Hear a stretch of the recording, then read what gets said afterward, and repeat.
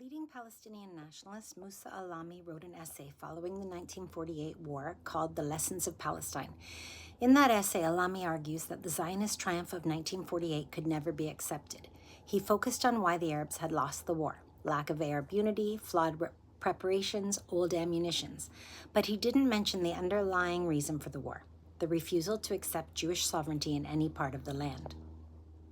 Alami had fled to Beirut and Amman during the war, but returned to the West Bank following the war to do something for his people. The West Bank at that time was governed by Jordan.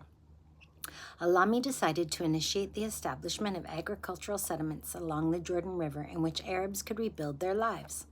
Alami was a member of Palestinian aristocracy.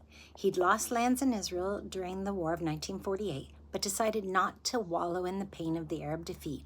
Instead, he focused on building new villages along both banks of the Jordan River. By 1953, Alami was doing very well.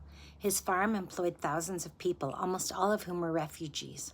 The farm had 10,000 banana trees, 16,000 vines, 400 dunams of cotton, potatoes, onions, eggplants, spinach, fields of wheat and barley, 12,000 cypress and eucalyptus trees. 80,000 chickens were on this farm. Alami had brokered a deal to supply fresh food and vegetables for thousands of oil workers in Saudi Arabia. Things were looking great for the Palestinian refugees of the West Bank. The farm had a clinic and a school, even a swimming pool. Alami had taken in hundreds of war orphans as well as dug 50 wells. The farm effectively accomplished everything UNRWA had been meant to accomplish. Wonder what happened to it? By the 1950s, many refugees began to think of the farm as a plot to foil their return to Israel, so they massed into gangs, called Alami a traitor, and attacked the farm. They attacked the orphans, the oldest of whom was 13 years old, stripped them, and beat them. When the attack ended, the farm was in smolders. The entire thing had burned to the ground.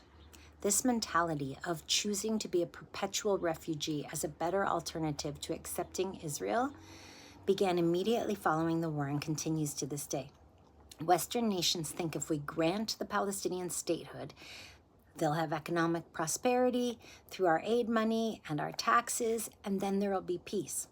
I would argue that Alami's farm is a prime example that what they want is the land of Israel and the expulsion of Jews, and they'll keep choosing it over their own prosperity.